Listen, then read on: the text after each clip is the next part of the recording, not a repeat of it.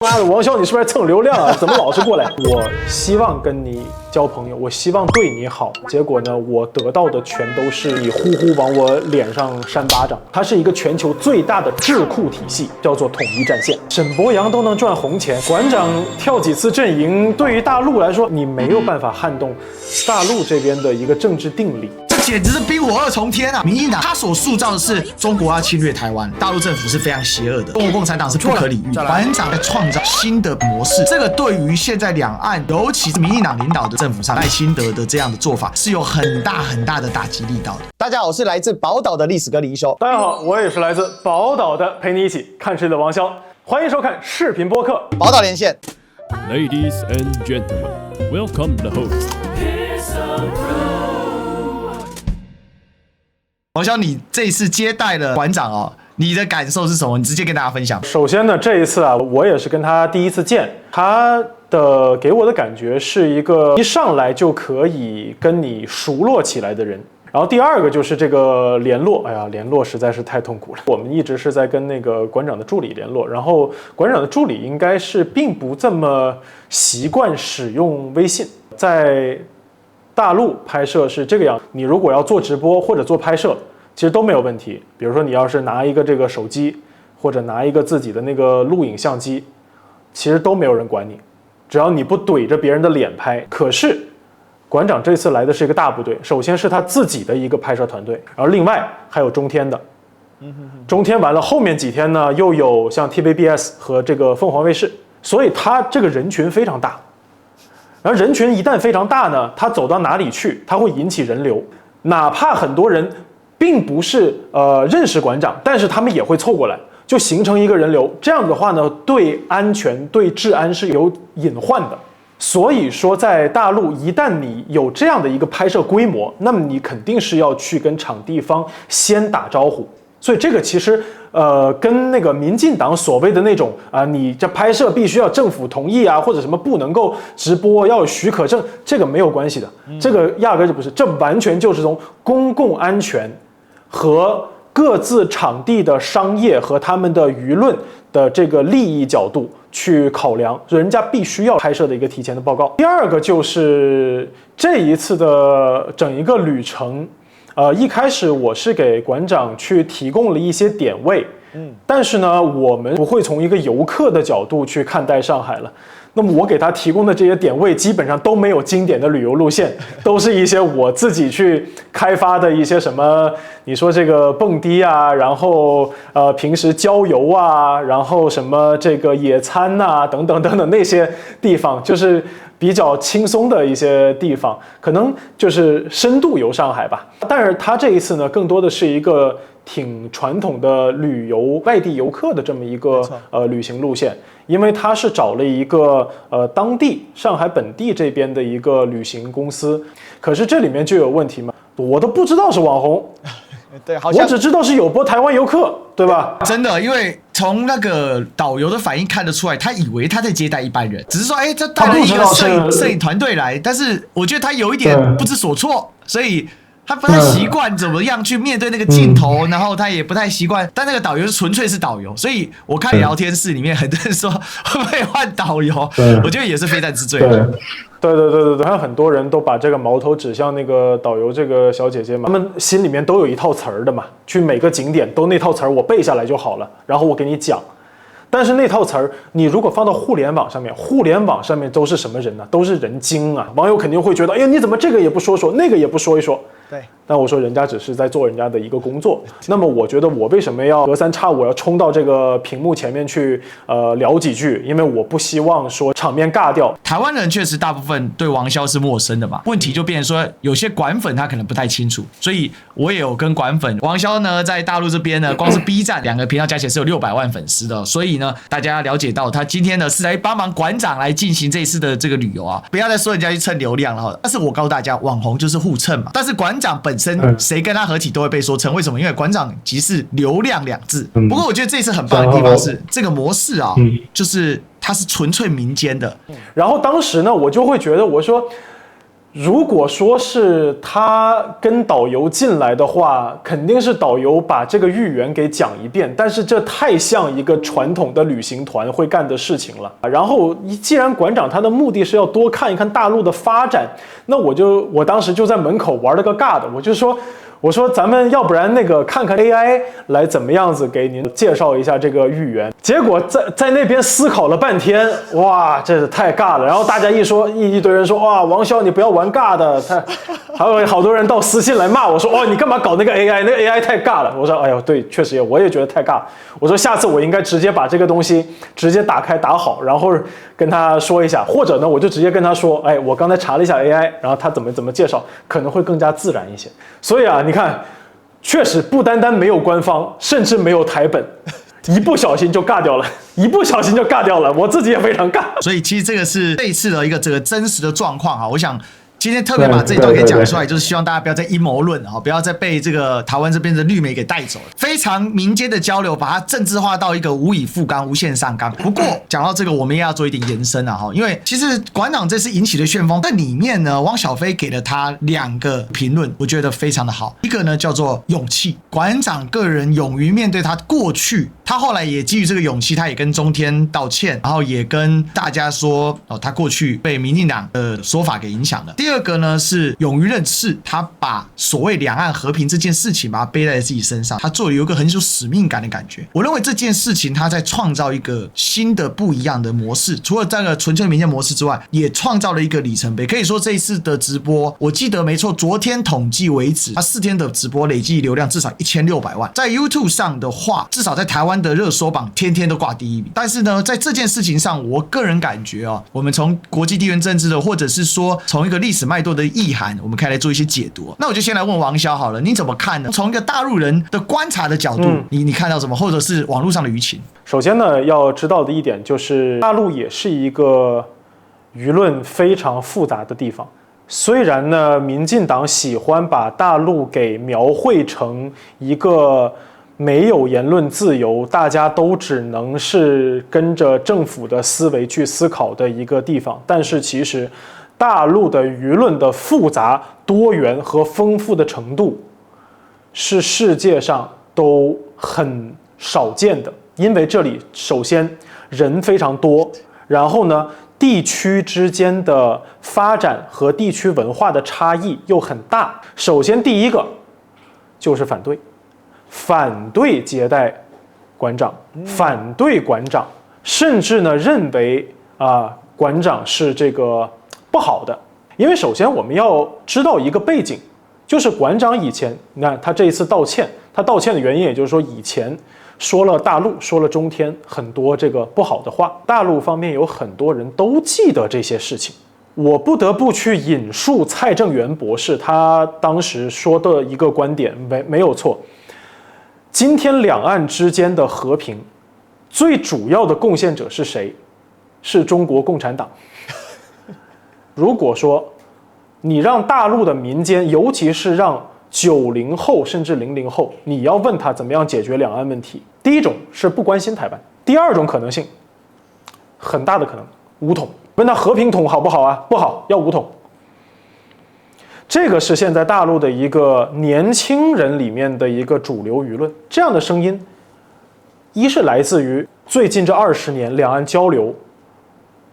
我们经历过顶点又滑向低点的这么一个原因在里面。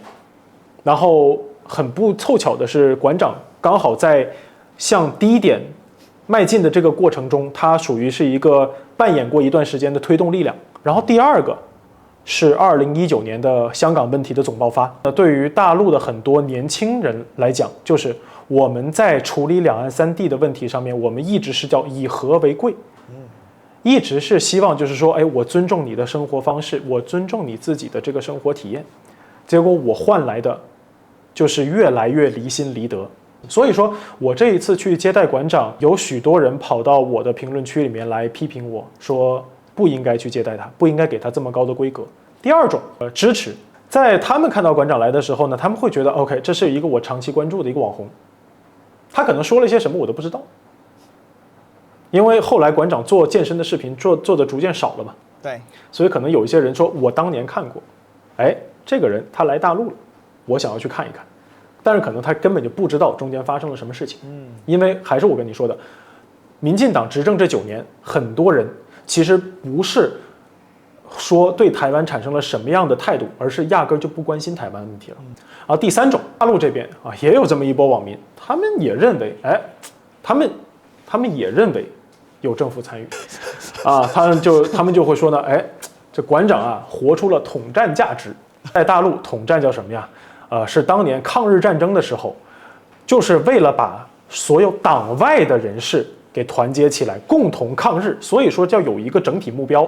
要抗日，所以呢才有了统战，这统一战线，这统一战线。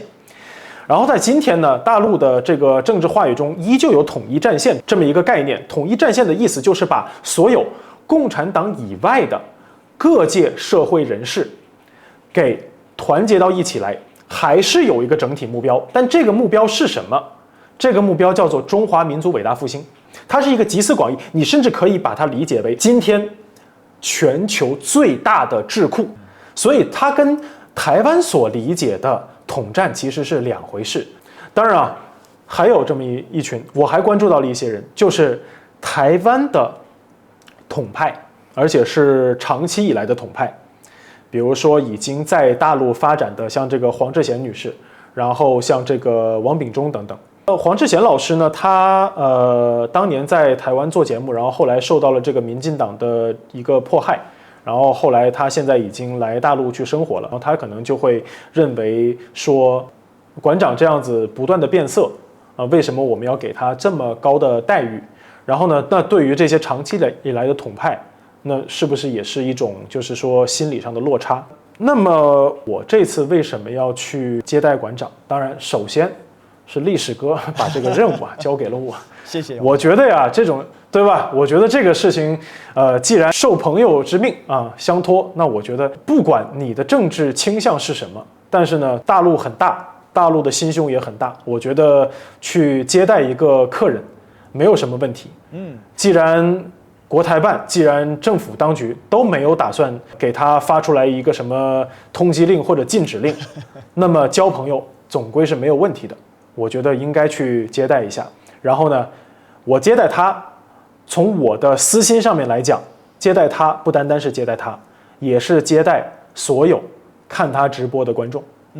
然后呢，第二就是我希望把更多导游词以外的大陆呈现给台湾观众。第三呢，就是我也是希望就是说能够促进一些那个民间的交流，因为我觉得最终我们两岸未来走向什么地方，用什么方式走向下一个历史阶段，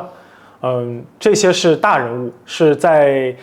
中央的人去决定的，这个不是我们来决定的。但是我认为从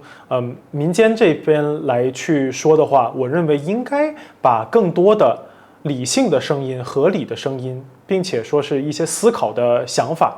可以通过这些交流带到对岸去。我如果说站在纯粹的国际政治的角度，如果说两岸像民进党这样把中华民族的情谊彻底给割掉了，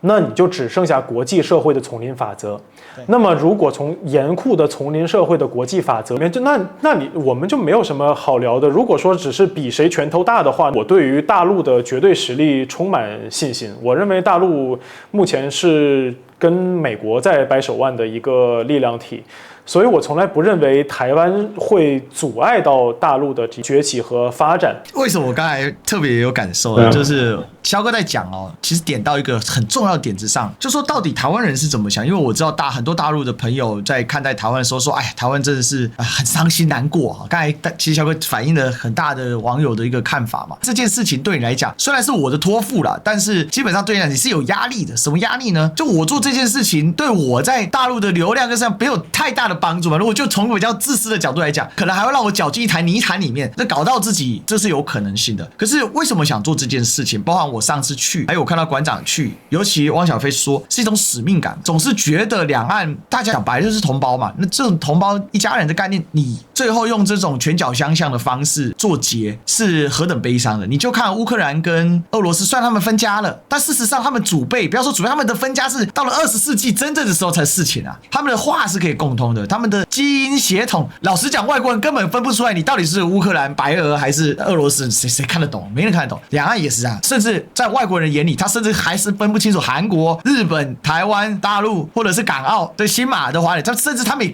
完全看不出来。我的意思是说，得做点什么事。其实里面就回到一个核心议题是，如果大家的意识形态都这么僵化的话，像很多人认为说台湾人现在都是90%、99%都是台独，那这是没得谈。可是事实上并不是。其实小哥讲到没错，为什么馆长引起这么大的轰动？大部分人真的是现状派，而这个现状派他没有多大的一个核心思想。他简单来讲，他就是每天该咋办咋办，他该过日子。他现在存钱，你问他为什么存钱？我想买房子，我想结婚啊，我想要还贷款啊。你问他你现在在干嘛呢？没有了，我现在在还车贷。他每天就过日子。那这样的一个人，他怎么去理解两岸？他只感受到一件事：政府一直说对岸好可怕，那好像真的有点恐怖。因为民进党有意的去限制两岸的交流，包含现在民进党的教育部长郑英耀，他直接说两岸高中以下他觉得不应该要交流，他要禁止。陆委会直接说这叫橙色灯号，再上去一级什么红色灯号，那打仗啊。问题现在中国大陆哪里打仗？没打仗，他给你发橙色灯号，他恶意的，非常恶意的。还有最近我们在台北的旅展，他不让大陆的团体来推销这个旅展，所以这时候馆长反向移动到大陆去就非常重要。他带动了一件事情，就是讲白了，就像馆长出发前讲的，全部都是骗人的。所以我看馆长 P 了一张图很好笑，叫做大陆巡门嘛，厕所没有门啊，怎么办有门？高铁没有靠背，怎么办有靠背啊？像这样子，但我觉得非常好，因为这个就让很多日子人，他平常干嘛？他其实不太关心政府政策，只是政府无限制的到处宣传，他总会慢慢渗透到他的想法里面去。可是他高量的流量，就哪怕你不喜欢馆长，或者是你对这件事不关心的人，就是他们都在看什么？因为你身边的朋友都在巴拉巴拉巴拉都在谈说，昨天陈之汉去了哪里？哎呀，昨天那个大陆的网红王骁，他到底是谁？这样子，大家就会想说，那我把我的手机拿出来好了，看一下，看到的就是不一样的风景。这是我一直认为说，两岸交流这么多年，很多人说没有用，包括马英九现在又去了一趟嘛，多数人都说没有用。我说这个是错误的观念。政治上或者有政治身份的人，或他过去是政要的人，马英九过去是我们总统，就是最高领导人嘛，他那个是帮忙架一个屋顶。那可是这就是让民间有一个渠道去，因为当马英九没有被整的时候，那我们去我们就比较安心嘛。那回过头来，我看到馆长留言下面很多人从来没有去过中国大陆的，那这些人里面，哪怕只有10万人、20万人带动，他回到家，他就会告诉他自己身边，他就会再带动，他是一个正向螺旋的。这个对于现在两岸，尤其在政府上面，就是民进党领导的这个政府上面，赖清德的这样的做法是有很大很大的打击力道的。所以赖清德这2天发了一个很扯淡的一个宣传，而且他是用总统府的平台去发的，他用台语去宣导要急难救助包，就这个包包里面要放什么来介绍啊，然后要去哪里避难啊，搞了一副两边要打仗了，这简直是冰火2重天啊！那就代表什么？民进党现在对于馆长去大陆这件事的应急反应嘛，就他所塑造的是中国要侵略台湾，大陆政府是非常邪恶的，中国共产党是不可理喻的，只会把人被消失、割器官、造谣说谎，对台湾人进行所谓的洗脑、木马屠城第5纵队，反正你能想到的世间10大恶，或者是古人的18层地狱，都不足以形容今天的共产党多邪恶。所以呢，我们要跟他对干，只有跟他对干才能保护我们自己，因为他们是集权政府，他们完全没有人权人缘可言。所以我要对干，那会打仗，那没关系，我赖清德告诉你，爱家到政府所准备的骗人受虎根你什么你包啊卖修当就还是讲了一堆有的没的，然后还花钱去推流嘛，很可恶。可是不管怎么样，他所形容的是那样。可是这一些所谓的信息障壁，他过去怎么做呢？第一个，把你的所谓跟民进党唱反调、愿意支持两岸交流的媒体，把你取消比如说中天受害者嘛。第二个，把你抹红，会看的人呢，就是一群呢舔共仔，就是一群呢得了艾滋病。这个话真的难听因为他们一直说 China 嘛，滋嘛，是他们发现太多了我还有很多邪恶的，有机会慢慢跟大家。所以这些人都是脑袋不正常，他们不是台湾人啊，他们是被赤化的台湾人，他们是台湾内部的第5纵队。以后这些人都要列管都要处理。但是这件事情的本质就是民进党通过这样，他可以不断的攫取各种争议，因为对大家来讲说这么恐怖，那怎么办呢？我只能报警民进党啊，我抱着赖清德啊，想办法救我总统救我，赖神救我 OK 好。结果馆长做了这件事情，整个大破功。反正他们做这些事情主要就是要来升高两岸的敌对意识。可是我们看到的是黑熊沈伯洋最近他是台湾赖清德的智囊嘛，也是排名第1的立法委员嘛。那现在遇到的困境就是他自己家里面是大台商，赚了17亿，盆满钵满。老实讲，要做生意能赚17亿，也真的是相当有能力的啦。但在这样的其实我讲就分3个部分嘛，天时地利人和了天时的部分是现在中美之间高强度的博弈，而美国事实上在第一岛链在抽退，这个我们上一期有讲过。那中国大陆的实力在外溢嘛，所以我们也看到了2艘航空母舰已经跑到了西太平洋去演训。所以其实对赖政府来讲，他的天时已失，他跟蔡英文在19年当时香港发生这个反送中事件的时候的那样的一个状况是截然不同，跟过去拜登政府那4年是截然不同。天时已失，地利的话呢，其实讲直白的，两岸之间的民间正常的交流已经比之前在疫情之后有很长一段时间非常低度的，包括班机问题，包括可能像小三通不通啊等等的问题，其实已经大幅改善了。我还记得我去年去南京的时候，只有一班小飞机在飞，所以那个非常难做。但据我所知，现在航班密度增加很多，包括我们台北松山机场那个起降的频次也高了很多。台北和上海之间的航班非常非常多，但是其实在去年的时候我去找你的时候还没那么多，不断的在增加跟恢复嘛。但是现状是，我也觉得很纳闷，因为大陆人不太能去，对，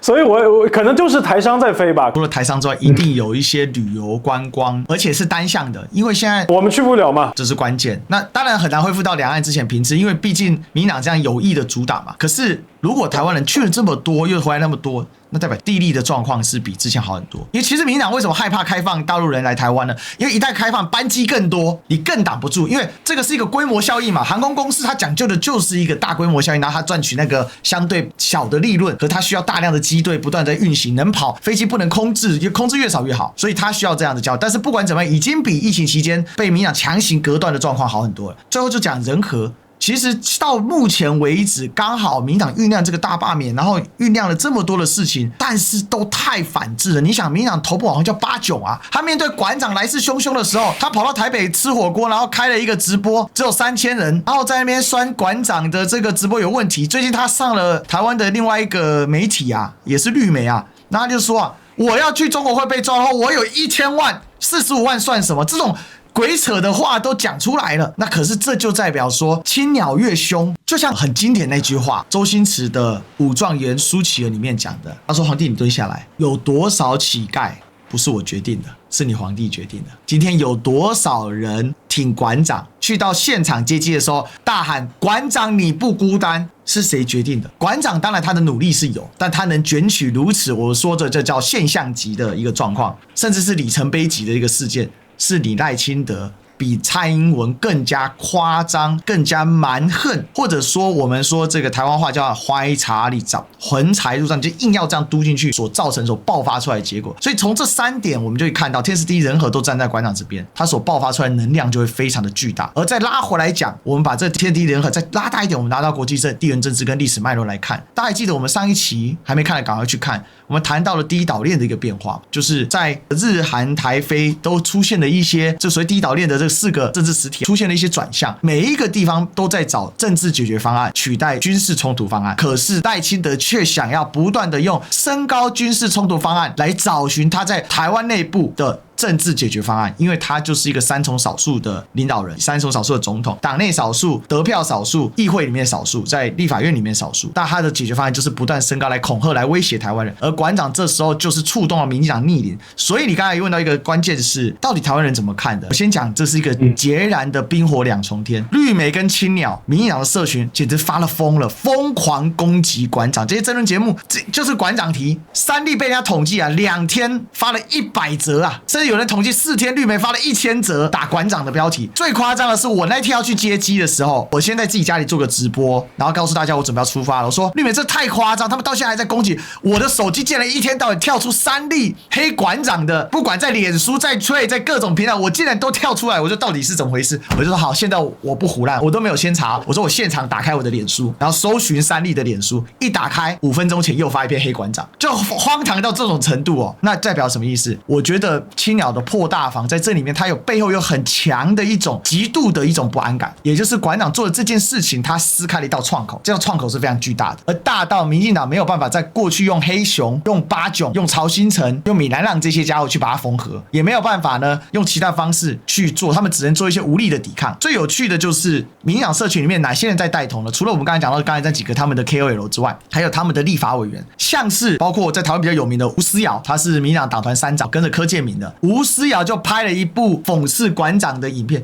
你是党团3长当中书记长的存在，你跟馆长间他是官吗？他是党主席吗？他甚至没有党职，不要说没党，他连党籍都没有。结果他们群体嘲讽黄捷这个妈妈也在大陆做普洱茶生意的民进党的立委，然后呢也在那边酸，然后还有以前比较有名，在台湾比较有名叫3Q 哥陈柏伟，那个被罢免掉的那一个激进党的那个更加的极端态度派，也在那边在他的直播里面不断在cos在攻击馆长。你就知道那种集体破大防，他们只能用这样的方式巩固他们的同温层嘛。可是效果我认为是有限，而且反而起更多应激反效果。还有青鸟社群，事实上为什么这次我去接机，还有一个重点，是因为青鸟社群确实有人扬言要去现场对馆长丢东西，想要去冲突。结果我们到现场的时候，警察还跑来问我说：“历史哥，你比较熟啊，你有没有看到现场的熟面孔？”然后我就说，目前看起来是没有看过的青鸟了哈。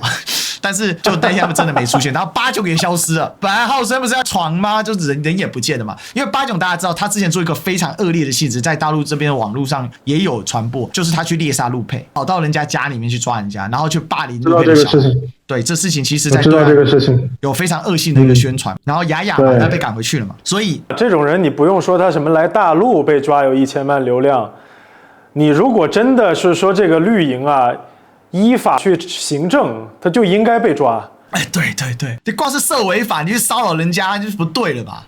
这很糟糕。但民进党不会抓他嘛，民进党还拱他嘛。那我想这就是我们所看到。那是另外一面呢，当天去到现场声援馆长的，大家要了解，馆长到台湾的时间是星期天的深夜啊，隔天是要上班上课的一大堆人带着自制手牌，现场大喊，然后冲上去跟馆长握手，像国际巨星一样的。你又透过媒体现场就是那样，你是很感动的，你真的会非常感动，你会知道说台湾还是有善良的声音。这些人，这些不管是小草或者是馆粉，或者其实他就是台湾的一般老百姓，他们所想要达成的目标，其实他就是想告诉大家一个很重要的声音嘛，馆长你不孤单嘛，你做的事其实是有益的。我想这一点是很重要的。而馆长所拉开这个创口，我觉得他已经创造了一个，就是也许是台湾现阶段在民进党执政之下可行的不政治的政治解决方案，或者是一个暂缓的解决方案。我想这件事情是民进党现在最焦虑的，所以馆长回来还有一个重磅宣示嘛，他就是要对决民进党大罢免。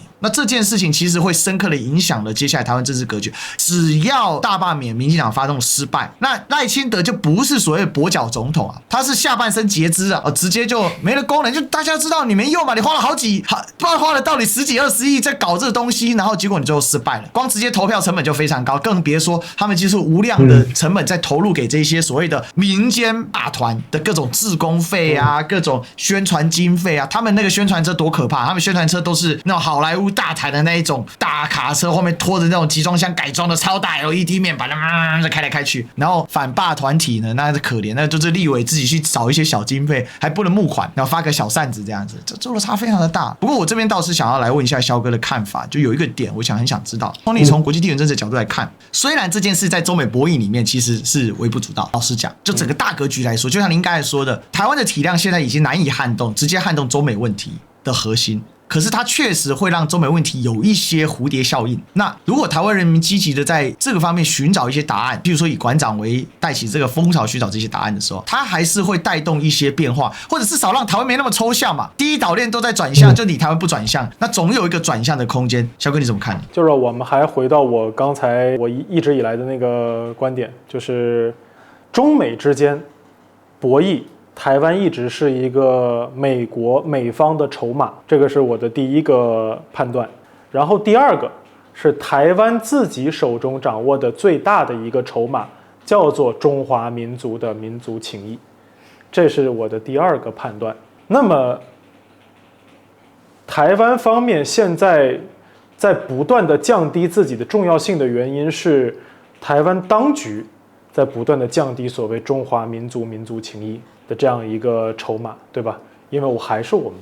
一直以来的观点，就是如果不谈中华民族的民族情谊，那就只剩下国际政治的丛林法则，而这里面的丛林法则可不简简单单是什么像外国那种关系，因为你要知道，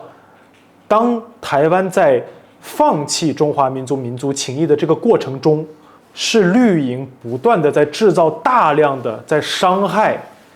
大陆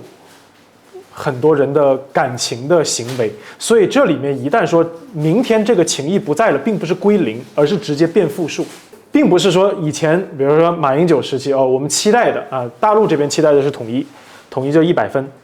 然后呢，可能马英九给大陆这边是给到了50分，虽然呢也不太及格，但是可能是历史最好了。然后呢，到后面慢慢的被归零，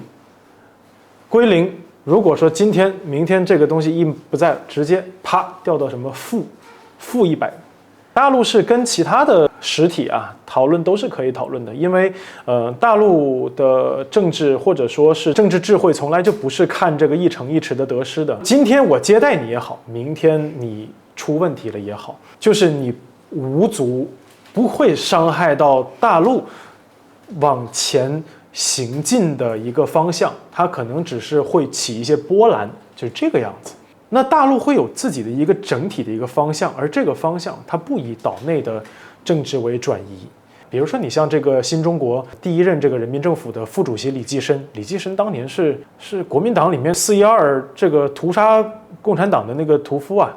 那后来还是可以统战。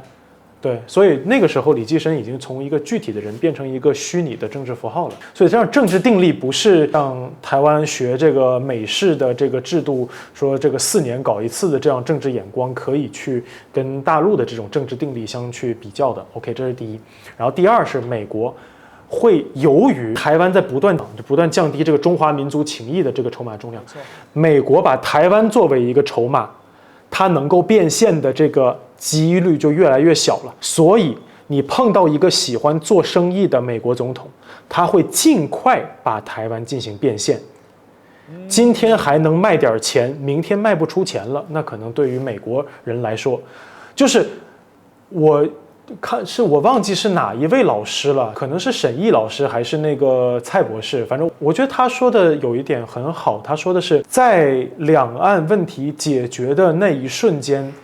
台湾人民可能受到的最大的伤害和背叛是来自于美国，美国会把台湾卖一个好价钱，然后这个是我会看到的，所以说这是我能进行的一个判断。然后呢，我觉得是什么呢？就是说台湾岛内的政治力量，今天呢，由于它形成了一个，我们也可以理解，就绿色纳粹。今天台湾岛内我可以理解，就是很难去促成那个统派的形成。所以说大陆这边其实你说有一些人还有幻想，然后呢，但是其实我这一代人其实没有太大幻想说台湾能够出现什么成势力的那个统派只剩下黑社会了。但是你说黑社会这种东西，对吧？就是白狼就有碍观瞻，对。而白狼已经是他们那个团体中最风度翩翩的一个代表了。你到那个基层看他的那些所谓的统派的那些组织的成员，如果说不谈政治的话，一般这个普通老百姓都不愿意去接触的，对不对？都是敬而远之，对，不想自己惹上那个麻烦，或者像狗皮膏药一样。所以也就是说，大陆其实你说还能不能说在台湾去发展除了这些人之外的一种像样的城市里的统派？我觉得现在的你的台湾岛内的政治环境也确实难。然后呢，台湾岛内是否能够自发的形成，我们不说统派，能否自发的形成一些去承认中华民族情谊，或者说能够把这个社会的天平往日子人的方向稍微再推动一点点，就是大家不要总是意气用事。因为我看到台湾岛内的太多的，你说自媒体也好，还是说政治人物也好，喜欢把一切的这个缘由都归结在什么所谓大陆文攻武吓。还能怎么样呢？因为大陆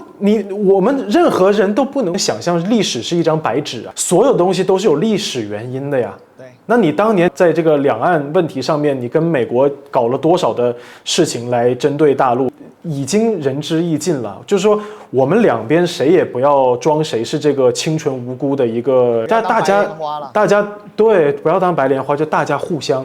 都知道知根知底的。我们开始拉清单的话，就是拉不完的。所以不要总是说谁伤害了谁的什么东西，对吧？但是呢，台湾岛内的这个自媒体，他又不断的在渲染说，哎，就是因为你们怎么样，所以我们才要投他。如果说你把你的仰赖和崇拜的民主给描绘成你是因为意气用事，所以你投了这个，那我就认为你其实根本就不珍视这个东西，就根本就不会去尊重你那个所谓的什么神圣的权利。你今天如果是真的是可以深思熟虑，去把两边往一个理性的态度推一推，那我觉得还可以让台湾这边的一个谈判的筹码，慢慢的提高。那么我说，今天馆长对于两岸问题，他在大陆这边，他表达了一个什么？我愿意去把这个筹码抬高一些，我愿意，不管是从大陆的角度还是台湾的角度，我愿意，哪怕将来会走向一个比较糟糕的结果，我愿意用我的努力把这个事情发生的时间往后拖一拖。然后呢，如果说能有更多的人用一种理性的态度去加强两岸的交流，那么这个筹码也能够慢慢的，我说增长一些，让美国人搞阴谋的机会慢慢的往下降一些。这个我觉得是它有价值的地方，也是我希望说可以跟大家交流的一个观点。当然我只是代表我自己，就好像那些网友们老是说哎，你这么自降身价，我觉得不是的，就是我们都是混社会的社会人，你就是要 get your hands dirty， 就是你要愿意去走到各种不一样的人，有不一样的立场和声音的人中。因为我没有官身，我没有一个职务在身上，所以说我们既然是行走江湖，就应该去三教九流，各种各样的人都应该去交朋友。我也是期待，就是说越来越多人你放下自己心里面的那种所谓的你自己的身价，去交流，去破除一些迷雾，去破除一些绿营所塑造的那种很阿杂的东西。因为从这一点上面来讲，我只说两岸塑造上面来讲，大陆的教科书媒体一直都在强调是台湾人民是好的，然后我们的教科书里面台湾都是一个美丽的地方，就哪怕到今天你看绿营执政9年了，教科书里面台湾还是个好地方。所以说这一点我们不得不说，大家所要做的是破除绿营了。你这大陆这边已经能做的已经尽量都做了。所以我想馆长这次跳出来就是做一些那台湾人能做什么。当我们的政府不要说瘫痪，他还不断的做出反向的工作的时候，这是我这一行给馆长很高的肯定在于这里。因为要能够坦诚自己面对过去是非常困难，尤其他是这么大的一个公众人物。那我也知道，就像肖哥所说的，其实就一个大格局来说，这件事情可能没有办法在短时间内你给予他一个非常强大的政治的后坐力，但是我认为未来它是个开始，但是它未来它所推动的这种对民进党根基的侵蚀是很有效果的。因为当青鸟就是智障，谁愿意当智障？这么笨的被愚弄，所以我想这就是馆长他去做这件事情的时候，他就是个突破，而且他带动的这个效应，他是会拉动后面对于民进党的这个基层统治这个质疑。而这种质疑，当他慢慢蔚为成风的时候，那台湾人勇于去大陆做交流，其实他会发现，其实大陆不是民进党所说的，而且大陆老百姓为什么有一些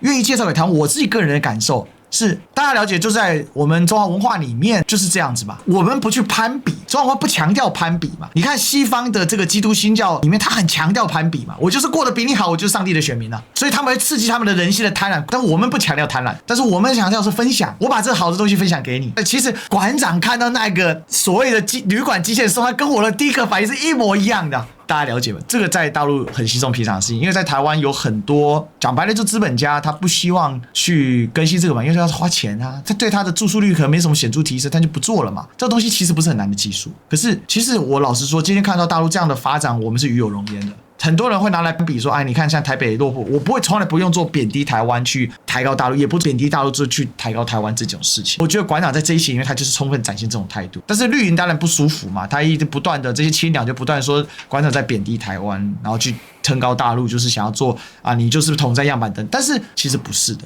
但是回过头来，我们拉到一个更大的格局来看，这样的善意的堆积，它就会，我认为在未来至少，因为两岸何时要冲突，我们不能确定，因为这个就像肖哥说的，这是大人物决定的，这我们很难。但是台湾跟大陆多了一个不一样的地方，是我们有投票，而这投票会决定选出谁是大人物，所以。台湾人民这时候就要面临一个抉择，政治解决方案，它虽然不完全在你手中，但它也一部分在你手中。你不能只是看到说，哎呀，这个政党它有可能它推动哪些政策，你最终面对的是台湾所有政策回到一个点，就是那你请问两岸关系如何定调？请问两岸关系如何定义？还有，请问你台湾人民的自我认同是什么？你能不能成，还是说你是中华民族？馆长肯定他现在他讲了一个经典名言，我觉得非常厉害，而且在台湾的舆论场里面还真的很难去质疑他，就自己人不打自己人。这句话原话是什么？中国人不打中国人嘛。但馆长说了自己人不打自己人的时候，我只能说馆长这是有智慧的人，而这对美国来讲是一种压抑。为什么？当台湾自己有渠道跟大陆这边进行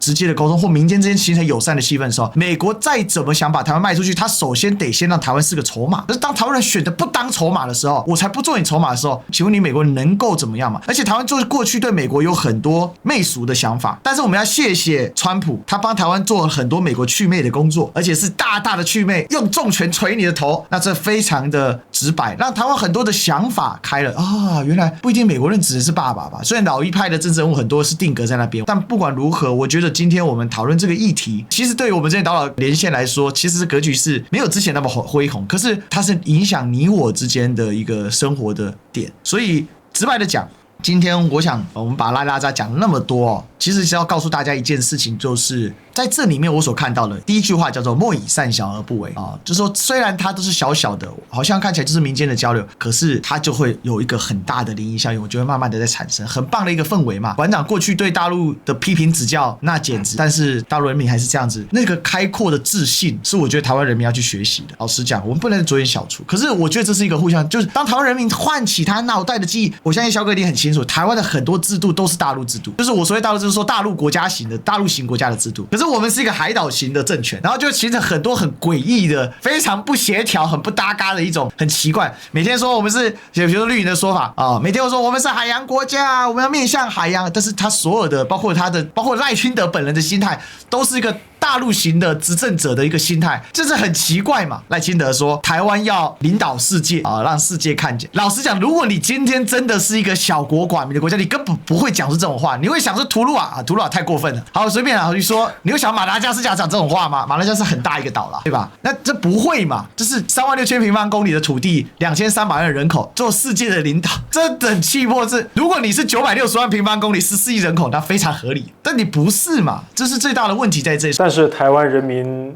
有机会参与到这个伟大的事业中。如果说大家能调整好心态，当然这个是从大陆的角度来说。很多人其实他在看，就我日子接下来怎么过下去。总有英雄豪杰会在乱世之中开出别开生命的一页。我想是有很大变化。然后最后我还是要回到我一开始所讲的，第一岛链的整体的政治的转向，它是有一个强大的世界性的一种地缘政治变动的一个板块移动。台湾如果成为逆鳞，下场会非常严重。但是如果台湾知道这样的潮流，然后老百姓真的做出了一些什么样的改变，比如说马上要来的这个大罢免的投票，他能够守得住，那事实上就会有所改变。韩国已经做出了裁判跟抉择了，菲律宾也做出了一定的裁判跟抉择的，那日本也是嘛，那就剩下台湾。那只要改变的，其实很多事情绝对不会走到非常不可收拾的这个，至少对台湾来讲是很难承受的啦。那这个就是我所看到这一次的事情。我相信未来这件事情，如果这个事情有后续慢慢的转开，在接下来即将到来的罢免投票，在2026的我们台湾的所谓的9合1地方大选，再到2028我们的这个大选年里面，它接下来它一连串这样往前推动，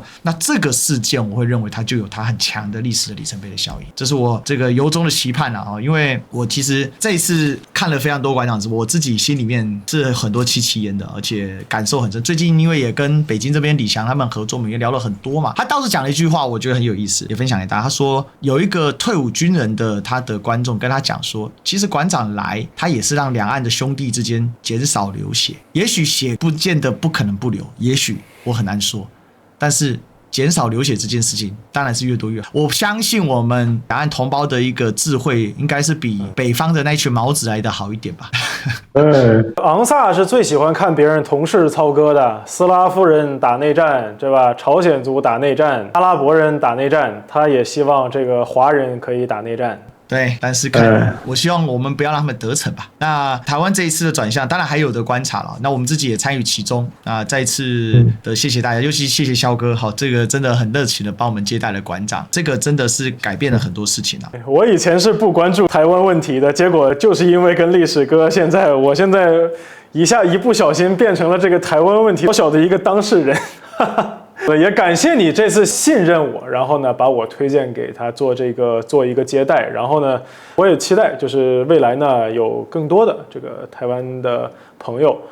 可以来这个大陆或者上海来观光，然后呢我们也可以有更多的这个交流的机会。好的，各位观众朋友，如果你有更多想要参与讨论的话题，也欢迎你在评论区留下你的观点。祝大家变得更强，也祝大家超越极限。我们下一期岛岛连线再相见喽，拜拜。